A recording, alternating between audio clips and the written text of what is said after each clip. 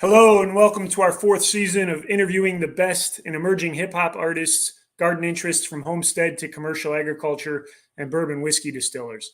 My name is Joe Skibby and this is Beats, Beds, and Browns. We're pleased to continue our live stream interviews as we near the conclusion of this, our fourth season, allowing us to interview talented people from throughout the globe. Our focus will always be Chicagoland, but there's so many talented individuals outside of the region that we'll look to expand our reach in future seasons. This season is almost finished. Our last remaining interview is next week, Wednesday at 7 p.m. May 8th, we'll be interviewing Jesse Stewart Jr. with Alexander James Whiskey. Stay tuned to @BeatsBedsBrowns for additional episode announcements. And let's not forget our mission to distribute 100,000 heirloom seed kits over the next 10 years.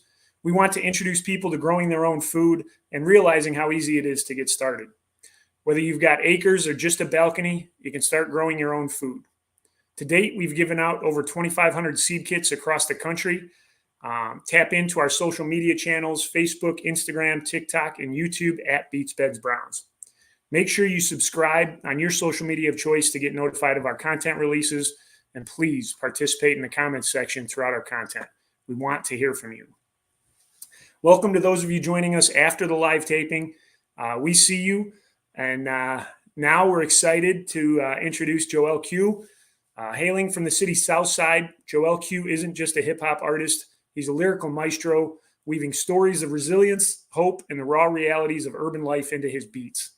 With a flow as smooth as Lake Michigan at sunset and lyrics that cut through the noise of the windy city, Joel Q commands attention with every track he drops. In a city known for its rich musical history, Joel Q stands out for his raw authenticity and lyrical innovation. He doesn't just ride the waves of trends, he sets them ablaze with his unique blend of old school influences and contemporary flair.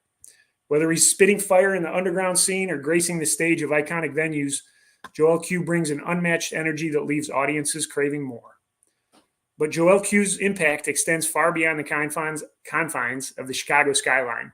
With his thought-provoking lyrics, he's forging a path for the next generation of hip-hop artists, inspiring them to embrace their roots while pushing the boundaries of the genre. From sold-out shows to collaborations with industry heavyweights, Joel's on the path to greatness. Chicago and the world is taking notice. With each verse, he invites you into his world, a world where passion meets purpose and where the beat of the streets is felt in every heartbeat. Get ready to groove because Joe Q is here to soundtrack your journey through the soul of Chicago. Welcome to the stage. Man, that's hands down the greatest. The greatest introduction I've had for sure. Fantastic. I don't know who's gonna top that one, bro. Oh, I tell you what, we listen to everybody, before we send out invites, but then the week of we dig in heavy, man, and we've really been enjoying your stuff, whether we're at home chilling, whether we've got the windows down with this nice weather recently. Definitely pleased to have seen you live recently after a couple missed opportunities. So no doubt. We ask everybody here the same question when we get started, where you at, where you been, and where you going? True. Where I'm at right now, I'm in Zion, Illinois right now. But do you mean that like literally or philosophically, man? Where's your head at, man? I'm in a good space. You know what I'm saying? I'm embracing fatherhood. I'm embracing the wave of Chicago where we going right now.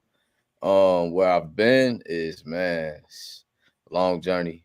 Just constantly trying to kick down doors, but also collaborate with like-minded individuals. And bring us to where we are now, and where we're trying to go is, or where I'm trying to go, but ultimately where we're trying to go is to a place where it's not a one-dimensional idea towards what Chicago hip hop is headed to.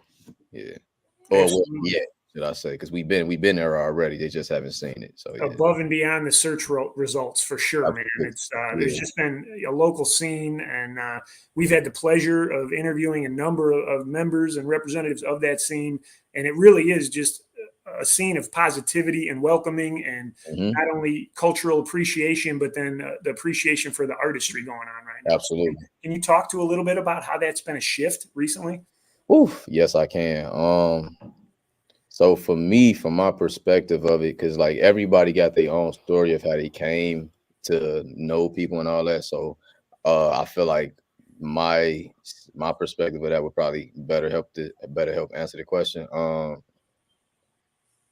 I've always been somebody who wanted to have community, you know what I'm saying, within this. Once I understood that that was important.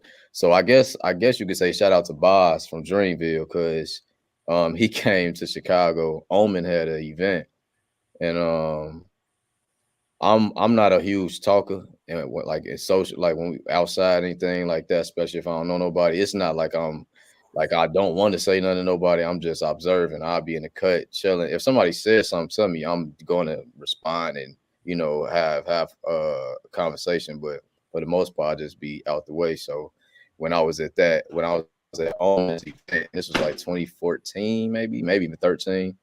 Um, I'm like, okay, I should probably be networking, but I was kind of chilling.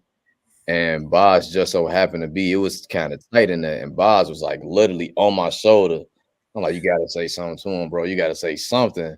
So I kind of like pushed myself to like just ask a question, like, so an artist, I'm just I'm getting my feet wet. I've been around for a little while, but I'm still kind of fresh on the scene. Like, what would be your advice to me? And he was like, get a team, and he walked away. You know what I'm saying? Like that was it. Like, get a team. And I'm like, at the time, it didn't like I didn't understand that. I'm like, get a team. Like, what do you? But now, hindsight, it was like, no, he was absolutely right. Like, even though he only said like 3 to 4 words, that's exactly what you need. And I don't even mean that these people got to be strictly working for Joel Q. You just need people around that can help you um break the ceiling in what you're trying to get done. So a lot of us are cool with each other now. Like now you got photographers that's cool that work with people that just want to see you win, and then the same thing for them, and producers and all that. But anyway, to stay consistent with the story, so that happens. I end up meeting Rufus Sims and Jay Hayes probably like a year later. Weasel, it was a contest to who can go to South by Southwest or whatever, the best performer. Weasel came in there, or Rufus Sims, he came in there with like over deep, you know what I'm saying? It was like 30 of them. And when he came in, I was performing. Once again, I didn't know him at the time. And he like, we gonna help you win, bro. We got you. We gonna help you win. So it was like a who is it him? Is it him type of situation. So when it got to me, like they overly cheered as if they came with me. So I won that. Shout out to everybody who came and Rufus, who definitely helped. And from there, me, Rufus, and Jay Hayes got cool. So now, I was kind of growing community within them, and then I still had my other peers who I knew as well. But after that, they introduced me to somebody named Kid Breeze, and then I got tapped in with Bro. Shout out to Kid Breeze. He produced Absolutely, all the tracks, man. absolutely. And Everywhere. once me and him met, it was like an instant connection. Like we was like sliding to each other's shows and supporting. And then you look up like a year after that, like this is now like 2016. We was probably 15 deep, pulling up to everybody's shows and showing love to everybody and just trying to create some type of camaraderie. And I feel like that became, what's the word I'm looking for? Something, it almost became like an epidemic to a certain degree. It became contagious. That's the word I'm looking for. It just became something contagious. When people saw it, they're like, man, y'all like a little mob, like y'all such and such. And I feel like it was kind of slept on at that moment because a lot of people was doing their individual thing. But now we starting to see like, okay, the time is now right. Like everybody is understanding that you can only go so far trying to do it yourself. Like you need other people to get it done. They don't have to be committed to you, but you should still have some type of community within anything you're doing. And I feel like we understanding that now, and there's no real ego situation going on. So it's just becoming a beautiful thing right now. Nice. As a fan and someone supporting the community, we see that in the shows. Yeah. I've been to shows where it's performers and the other guys on stage are the crowd. Exactly. And then Exactly. it kind of culminated, for me, is the Purple Box Festival, Man. the APJ anniversary, where you're talking about the mob. The mob was on stage. Yeah, They were going exactly. to a packed Exactly. house, and I mean Yeah, that was a live vibe. That yeah, that set was unmatched. for sure.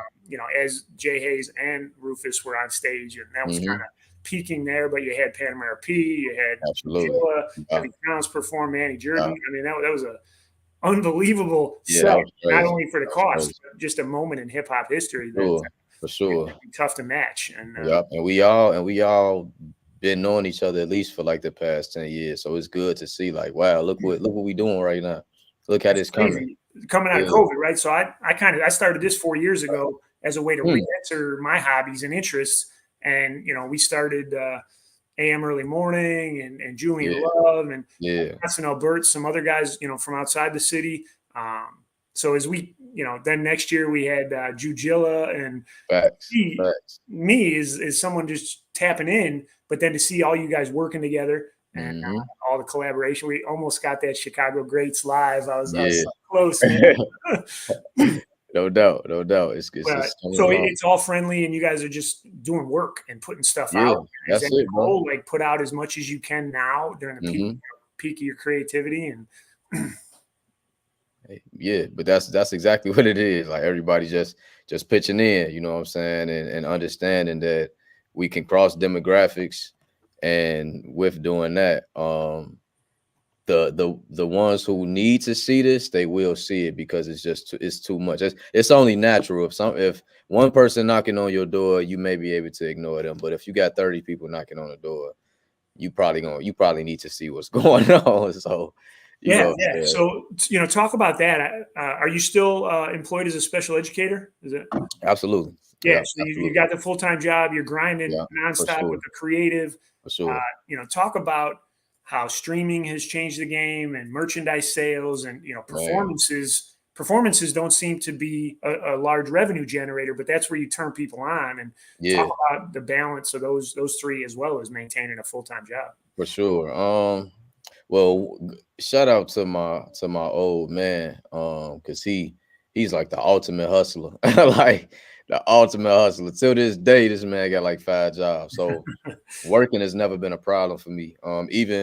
Even before I've caught a little notoriety, I was working 2 jobs and like going to open mics, performing at 2 in the morning. There's nobody there at that point, but so that's never really it's never really been a problem for me. The problem that I ain't gonna say always had, but I had at that time is me not having me not really having like an image necessarily or a brand or something that was like cohesive, so I can give you the name and the face and the brand and the music, like it's all packaged together. I didn't have that, and I just didn't understand the business. So um as of now, I feel like streams, performances, merch, all those things can be a decent as far as like a lucrative income, but you have to be able to package it. And that's something that me overly studying Nipsey and studying currencies and all these Larry Jones, all these other artists who are independent and they like killing it right now because they got the total package. They got the music that's cohesive with the brand, it's cohesive with the shows. It's like everything is packaged together properly. So even if you don't become a superstar, if you can create a universe within yourself and what you're doing, it can always grow. But if you got just a few cities that tap in with you, okay, boom, we can start hitting these people. I ain't got more streams than Drake, but I'm still seeing 1 million streams a year right now, though. I can still go to 5 or 6 cities because people love what I'm doing. Like, and not to go off me, but Heavy Crimes is somebody who I always tell people, like, bro, he's packaging it so well with this farming thing. Like, he's gonna attract the people that wants to see that. And then once that happens, it's just gonna continue to grow and continue to blossom. So even if you don't like him, it's like, who cares though? He branded himself good enough to sell to the consumers that he want to sell it to. Yeah. And if you don't understand that as an independent artist, I don't know, man.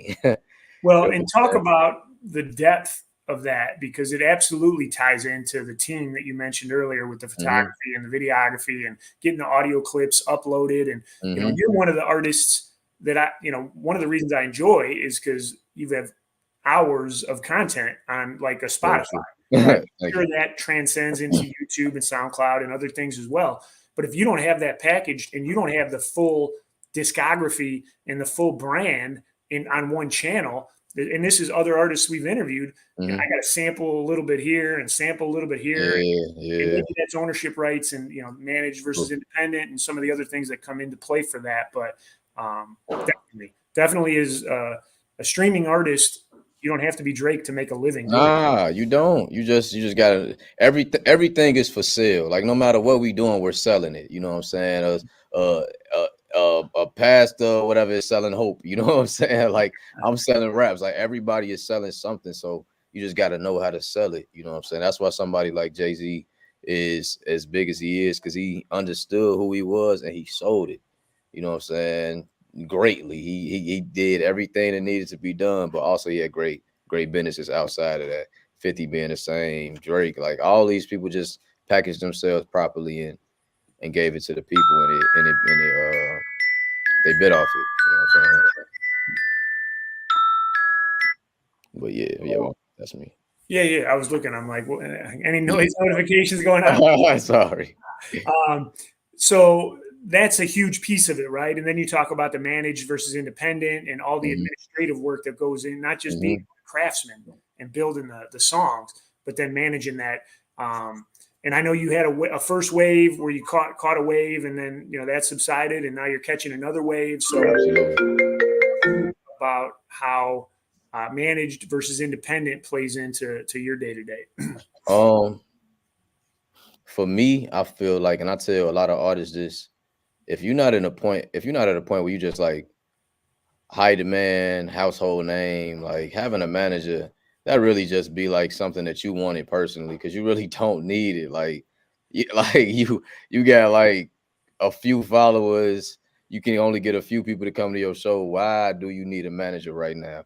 And even if you do have a manager, that manager should be able to really make some calls or do some things that's gonna help you elevate.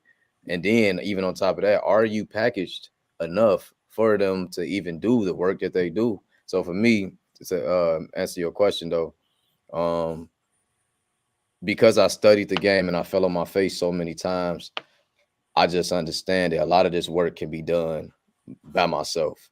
I know how to speak to people. I know that my music is good, humbly saying. I Don't be know, humble I know. about it, man. It's damn good. Yeah, like I know I know what I'm here to do. I know my vision. So with that, I don't necessarily need somebody right now, because I'm still trying to get the vision to be seen at a high demand. I literally do it like hand to hand talking. Hey man, who you listen? Like if I see somebody with some AirPods, who you listen to? Hey, nah, you should be checking me out, bro. I'm just like I'm putting the work. Everything that a manager would probably be doing, I'm doing it. So when it's time for a manager to do his job, I'm gonna definitely be looking like, bro, nah, you not working as hard as I Yeah, was. you got to bring some That's value probably into the thing. play. Yeah. Yeah, so like I say, the beauty about it is that you can only commit to yourself, and when anything go wrong, you ain't pointing a finger at nobody else but yourself. Cause me, I'm a perfectionist. I ain't gonna lie. If something gonna go right, and I know I listened to you and it didn't go right, we got a problem. We got a problem, because it's Yeah. like, dog, I could have did this by myself. Well, and that's a testament to you trying and failing so many things, and you have a success record. Yeah, Fall down 7 times, stand up 8 is one of my come on, favorite sayings. come So on, the fact that you've taken your lumps, you've learned your lessons. for Somebody's got sure. to add value to your game. You got to bring Absolutely, knowledge. absolutely. Would you prefer working in the studio or do you prefer live? Uh, a few years ago, I probably would say studio, but nah, I love getting on stage. I don't even think I would have said that a few years ago. I might be lying. Like the studio be cool, but everybody who know me, I'm in and out. I'm never in there too long. I'm not like, man, I'm not doing 100 takes to get the song done. Like, cause everything already be like overly rehearsed. So if anything, I just be excited to finally get my ideas out. But on that stage though, nah, it's the same high every single time. Like No matter how many times it gets. yeah, no matter how, it's the same high. You get addicted to it. You know what I'm saying? Immediately, especially when you constantly getting new fans and everybody showing love. You like, oh yeah, I like this.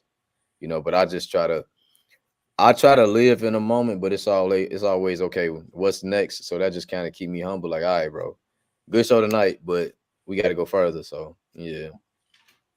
Talk to me about, we always ask the question, overnight success, right? Somebody who hasn't heard of you and Hmm. they just are exposed to you for the first time, and they get on that, and um, but you've been talking back to 2014, and this has been a grind, right? This has taken some time. And it's really before that, but that's just a moment that I'm telling you. You know what I'm Yeah. saying? But I'm sorry. You said overnight success. Yeah, there is no such thing as overnight success. No, no, what? All right, now I got it. Now you're gonna make me go back even further. So I started when I was 8 years old. I'm the youngest. I got two older brothers. My oldest brother, he was rapping. I come from a religious background though, so my mom was like, all that rap stuff, no. But I started doing poetry honestly, and then that transitioned into rap. That's a long story. I'm gonna make it the short version. It transitioned into rap, and then by the time I was like 13 or 14, I was just always on the corner because a lot of people just wanted to hear me at that point. They like, man, nah, like Shorty, nice, like he the one. Even to a point, I was even offered a record deal when I was 14, but my mom denied it. Like, nope, he not about to do this. He got to be in school still, such and such. Because I was always like a scholar too, though. Like, don't you know what I'm saying? A student was offered to skip grades, all type of stuff. So my mom just felt like, I nah, just want to pause there and give your mom credit, but then also it's evident in your lyrics that you're an academic. I mean, it is thank you you, have thank a way with the words that you, twist and tell a story for that sure. isn't the obvious route. And Thank you, you. you I cover appreciate that. a lot of different topics, right? I mean, you've got some love jams in there, you've got some Come on. street stories, you've got some tales. Like it is, Right. it's impressive to hear someone spin a yarn in that Thank route. you. Like it's incredible.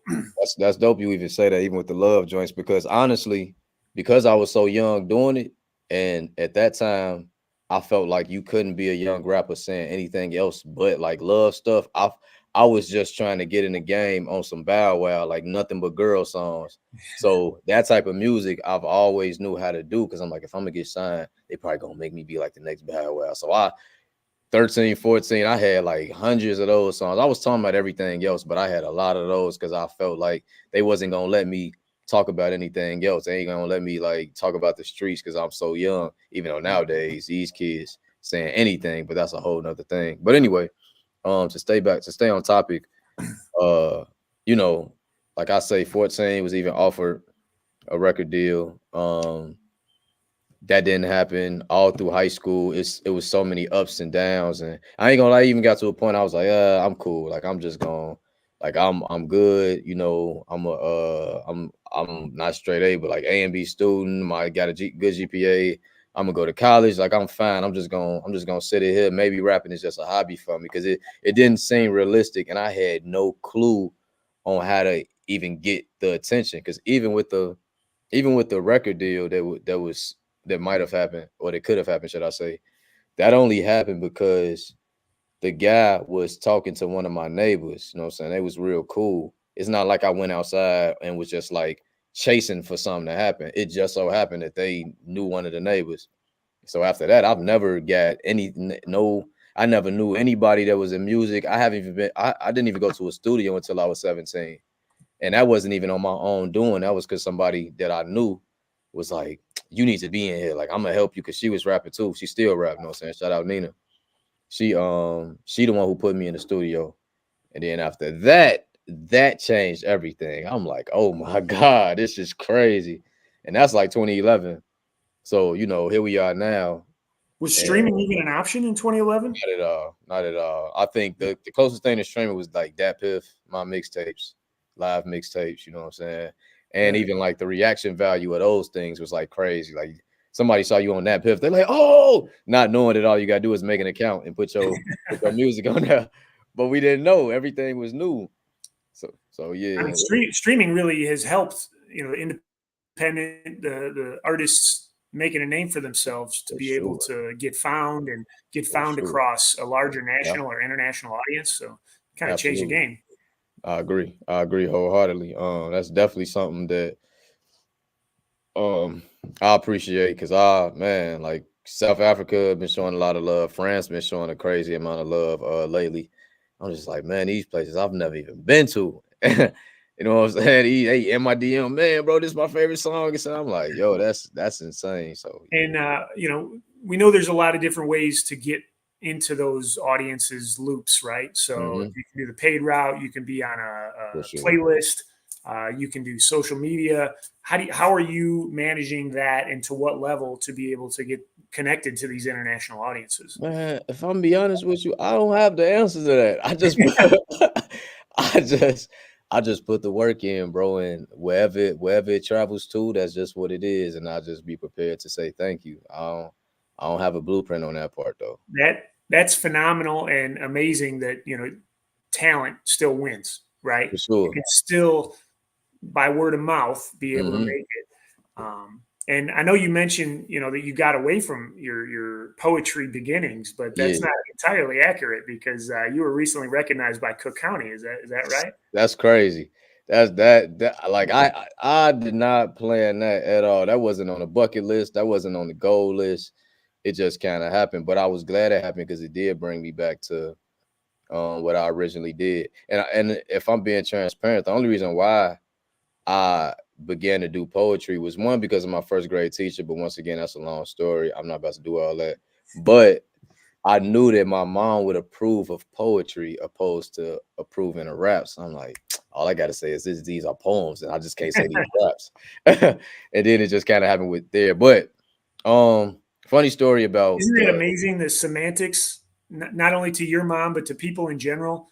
You tell them I'm a hip hop fan, there's a definite perception. You tell them I'm a poetry fan, it's and a little bit different, right? it's like, dude, he could be a stone cold killer, but just because he said poetry, like it's Sure. crazy. It's But I crazy. mean, the lyricists, the street poets, the people that are actually sharing their emotions, feelings, and telling stories, Man, that's who I've always connected to as exactly, artists. exactly. Because I mean, they doing the same thing. You know what I'm saying? It's just a beat on it. Like that's rhythm and poetry. Like that's why I feel like the acronym for rap. But that's that's just my. Well, I'm sure other people feel that way as well. Sure. But So yeah. speak on the poet laureate or the Cook County Oh recognition. yeah, yeah. So the crazy thing is I actually denied it. Actually, when they first reached out to me, yeah, I told them no. Because this was the thing though. I was in LA at the time, just trying to put some work in. And I only had like 5 days to get it done. They called me on like Thursday and was like, "Can you have it by Tuesday or Wednesday?" I'm like, "What?" Oh, And so that wasn't a submission. That wasn't something you had ready. That nah, was nah, they was reached out. It was a New York number, and I ain't gonna lie. Every time a number from New York call, I know it's something good. So I'm like, "Oh, this is New York. I gotta pick up." that's awesome. Yeah. So, um, yeah, when they asked me to do, I was slightly confused because I felt like I didn't deserve that. I'm like, out of all the people that's really nice and like always associate themselves in the right realms to showcase their poetry, why would y'all ask me? I did figure out why that was later on, so it's like, okay, now this makes sense. Go back to your But networking and your team, I yeah, imagine. yeah, it was just a lot of Yeah. networking, people putting my name in the right spaces, and then somebody caught wind to it. Um, but what I didn't like is that I did not like that they felt like just because I do it, I can just jump and just make something happen. I'm like, man, that's not y'all know better to even think that somebody is just some type of machine where you could just call and just say, yeah, do this. You got 3 days, get it done. It's like, I didn't appreciate that. So I'm like, nah, you know what I'm saying? And of course, in my head, I'm like, boy, you stupid. Like, bro, that's and then also I know how fast I can write. Anybody who know me, they know in the studio or whatever, I'm making songs 20, 30 minutes. Everything you probably ever heard, I probably made it in minutes. You know what I'm saying? Like it's never taken me long to write. That's always been my hidden skill since I was a shorty. But they hit me back and they apologized. I knew it wasn't no ill intent. But I guess the educator in me, I'm always trying to teach somebody something. So I was trying to teach them a lesson. Like, don't do that. Like that can come off so many different ways of wrong. You don't do that. So once again, they was apologetic about it. They understood it. I felt them to be genuine about that. So I'm like, all right, let's get it done. I had literally one day at that point. They called me the day before, like, Please, like, there's two sides of that though. There's the respect and absolutely you want to give somebody time to be creative, and then there's the hell yeah, this is a sweet opportunity. Yeah. You know what I'm saying? So I'm like, all right, I'll do it. And while I was at work, actually, I was at the school, went to the library. I asked them, can they give me some information? Because if I'm being transparent, I didn't know nothing about no Cook County flag. I ain't know nothing about none of that. So I'm like, look, I want to make sure whatever I write, you know, is cohesive towards what y'all talking about. So they sent me crazy documents and all that. And I still didn't get the idea from based on what they sent me. I was like, nah. I wanted it to still be entertaining. I didn't want it to be a situation where I'm just like almost like I'm just giving them information and it just so happened to rhyme. I'm like, nah, bro, this gotta hit. I gotta be satisfied. Yeah. So the way my brain work, I'm like, it's called Cook County. Why don't you just speak metaphorically as if you like cooking or bringing up food? You know what I'm saying? And once I did that, I looked up the cities. I was like, okay, what cities could I bring to make this sound like I'm talking about food or something else?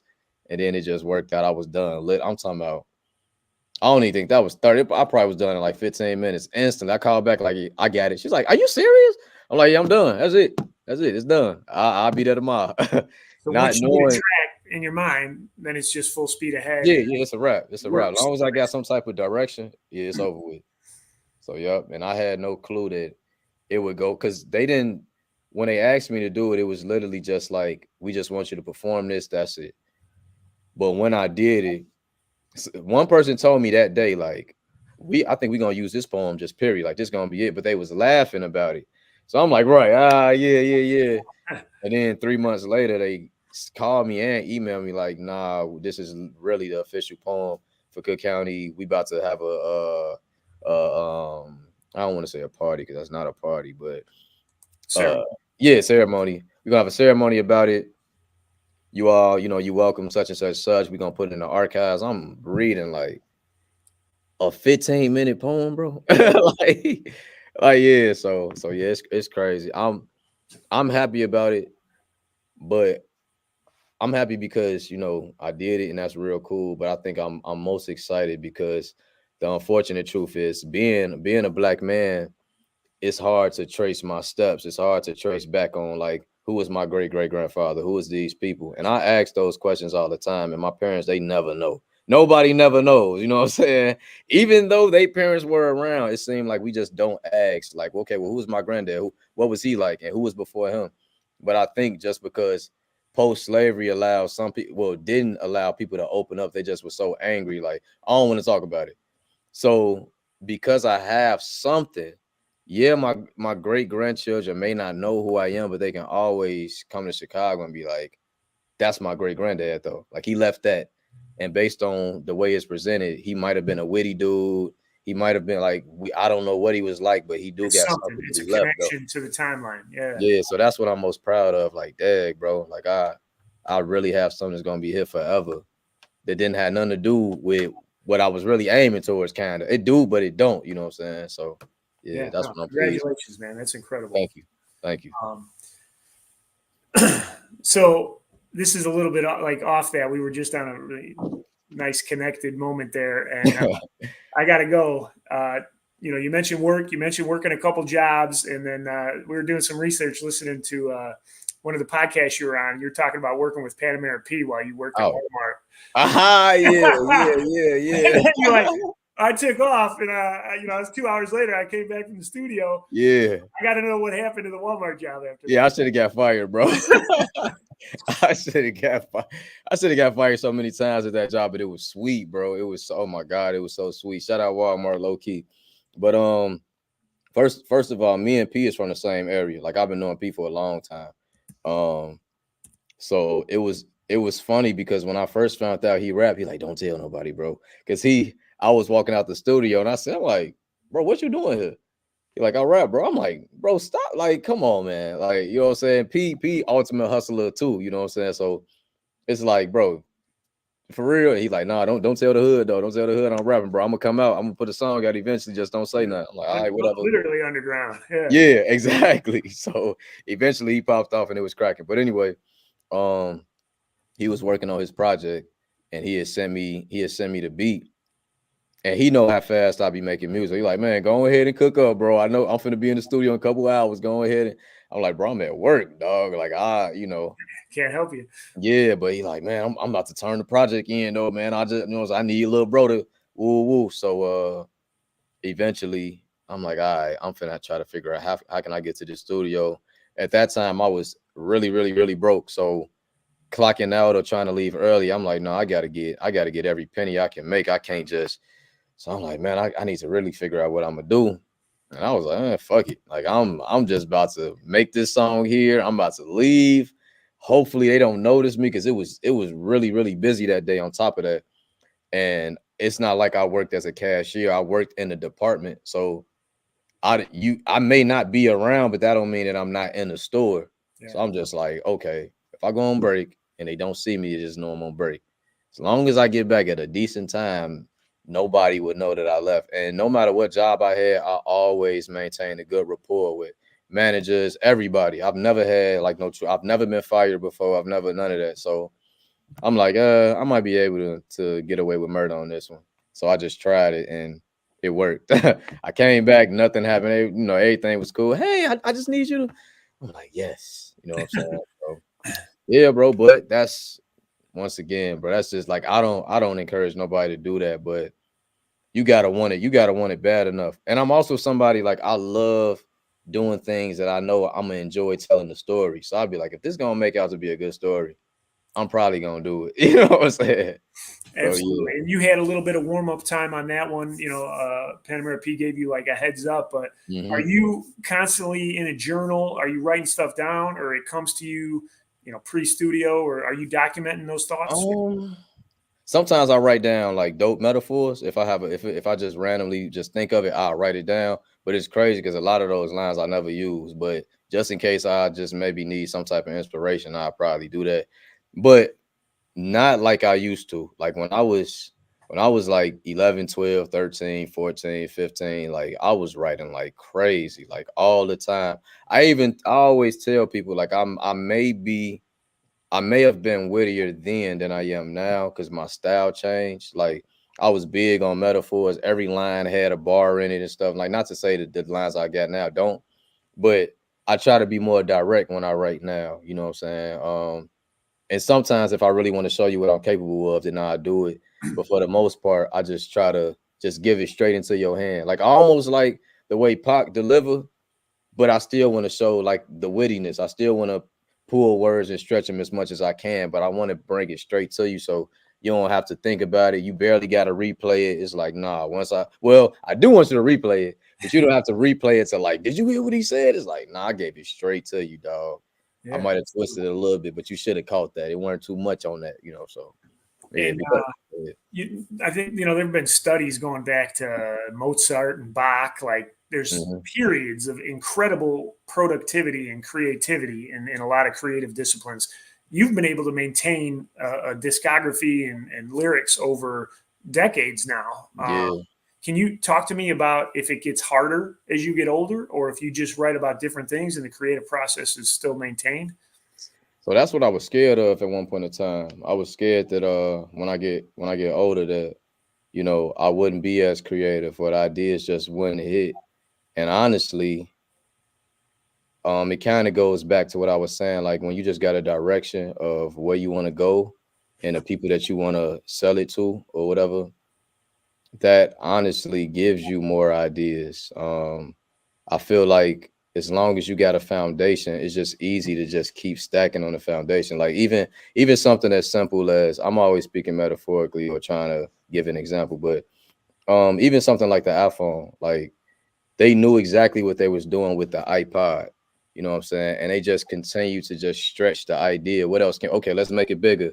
Let's make it wider. Okay, let's narrow it now. Ooh, let's make it touch screen. Actually, let's make a phone. And they just kept expanding the idea. So with me, once I made a song called Never Enough and was that 2017 because I was on a hiatus. I went like months, like not putting out nothing because I literally didn't know what I was gonna do. I was like, okay, I don't think this it. And when I made that song and I got the response, I'm like, this is it. This is direction I gotta go. people like hearing music like this. That's relatable to everybody. Everybody understand it is universal. This connects. This is what I'm on. And it's not that I wasn't on that at first, but I feel like it wasn't as universal. Like the messages was the messages was so personal that it didn't connect. I feel like that may not be true, but that's what I feel like. But when I started making music, like I say, Never Enough, where the topic was that, in my opinion, that humans, we're never satisfied. Like you can, like last year, somebody wanted the 2022, whatever. I mean, 2023, whatever. But now the new year came out. Now you want the 23 charge or the 24. Like it's you wanted $1 million. Now you got the $1 million. You want another $1 million. So when I started making music like that, people start like, oh, he the truth. Yeah, and, kind of social commentary stuff. Yeah. And I think I just continue to get better at it. And it's always something to say. And as long as I'm living, I'm always gonna have something to talk about. Like what I'm really getting better at now is like whatever I did yesterday, I'm bringing it up today, and it sounds cool. It's not no situation where it sounds like yesterday I went down the street and got me something to eat. Like it's not that. It's like I can feel it in, and it sounds real cool. So I've been doing that a lot too, though. But yeah, man, just understanding my lane, though. Ultimately, understanding my lane and what I'm here to do and what I'm here to say, and just expanding every time. Amazing, and we're all the better for it. So we appreciate your effort, and Thank you. You know, our thing here is beets, which we're talking and covering today, and beds, which is the gardening, and the browns, which gets into the bourbon and the whiskey. Do you mess with any garden activity, or you a drinker? Not really a drinker, not gonna lie. Fair But I'm a fan of people who are into gardening, man. I don't know nothing about that. I'm not gonna lie to you, but I'm a huge fan of people who are into that because it's so vital. It's so vital in our lives, and a lot of us don't know how to do it. That's why, like when I heard your intro, I'm like, oh, he said you just need a little patio and you can get started. So that is something that I do want to indulge in eventually. My wife, she's definitely that's something that she talk about all the time. Like she know about I ain't gonna lie, she a nerd. She know about a lot, but us actively like trying to like do the plant thing and we just haven't tapped in yet. Okay, she got a plant named Lolo. She just do that, but yeah, it's like one of those things. It's like a waterfall. You start with exactly. and then pretty soon you got a whole backyard full of stuff that you're growing. And that's what we're looking forward to do. Just trying to make our lives as natural, as organic as possible, especially with the things that we consume. So yeah, like I say, not doing it, but I salute everybody that's doing it, though. Well, make sure we'll give this to the audience too. But beetsbedsbrowns.com, register for your free seed kit. Right now, we're giving away pumpkin, dill, and acorn squash. Now's the season to drop those in the ground, put them in a pot, put them in a bag, put them on a balcony, put them in a yard. There's really nothing stopping any of us from growing more food. And, even as someone who's grown food for a couple of years, last year we did pumpkins. For the first time, we got 13 pumpkins. Wow. My wife scooped out the seeds. We cooked half of them, and the rest were given away. But all that pumpkin now goes into pumpkin muffins, pumpkin bread, come on. pumpkin pancakes. You don't have to rely on the store-bought stuff where you don't know what you're putting into it. So, oh man, it's delicious. Yeah. Yeah, I want to try that. That sounds absolutely pretty cool. So yeah, no, that's the other half of what we do. And you talk about what do those three things have in common, right? Well, you can't have whiskey without grain, right? You need corn, sure. You need barley, rye, etc. You talk about guys like Heavy Crowns, who I know you've worked with in the past. There's DJ Cavum. There's PBD Gray, plant-based dripping. He's doing it as well. So there's a bunch of guys overlapping, and I think they go hard into the vegan space, but we still like our meat to go. Yeah, I ain't mad at you. Yeah, I do too. It's gonna take some time to get to that space, but right. And we're just looking at more, right? If we can do more, right, for sure. Yeah, I like that. That's dope.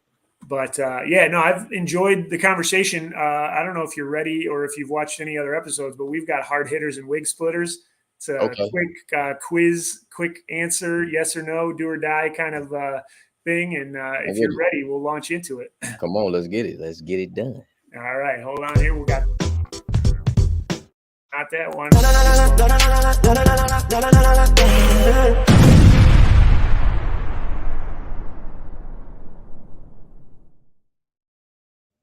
All right, we're here with Joel Q, Chicago champion of hip hop, and he thinks he's ready for hard hitters and wig splitters. I am. Bring it on. All right, you ready? Let's get it. All right, beef or no beef? Beef. Beef. Cash or Queens? Cash. Cash. Big black truck or 6'4"? Big black truck. I'm sorry. Big black truck. All right. Edibles or flour? Flour. Jay-Z or Drake? Jay-Z. I guess we got to update that now with Kendrick battling. I'm crying. Yeah, you might want to put it. I would keep that to myself. I would keep that to myself. We stayed out of it, but there's a lot of people sharing opinions, getting a lot of impressions on that stuff, man. Man. All right, so we're on the border. We're Northwest Indiana, but grew up in Chicago. So Bears or Colts? Bears. Bears. Cubs or Sox? Got the Sox fitted. This one tears apart families, man. You ready? Uh-oh. I'm ready. Is a hot dog a sandwich? I'm crying. It's a hot dog. It's a sandwich. It's a sandwich, yeah. You got bread, you got meat. What else you need, right? All right, how about ketchup or no ketchup? It really depends. I'm going to say no ketchup for now, though. No ketchup for now. That's wild because I don't mean that, but I'm sorry.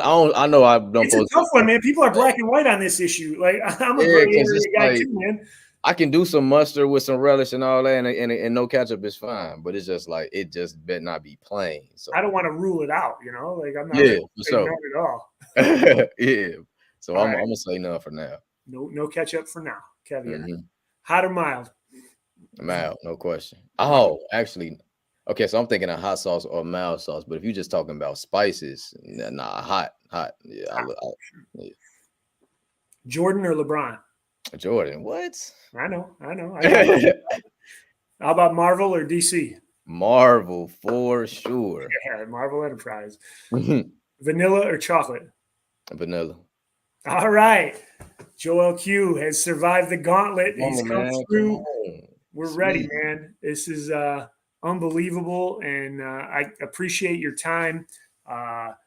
We couldn't do the show without participation from the artists, and again, we appreciate seeing you on stage and listening to your music, so we thank you very much.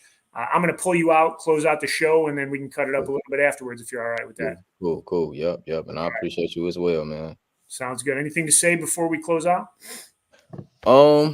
Once again, I just want to, this is towards you. Just appreciate you being somebody who sees what's going on, because it's not a lot of platforms that see us and then actually actively make sure that they're there in the physical to see us as well. And then, and celebrate people, whether it's the podcast or whether it's even commenting and showing. So I'm very appreciative of that, you and so many more people.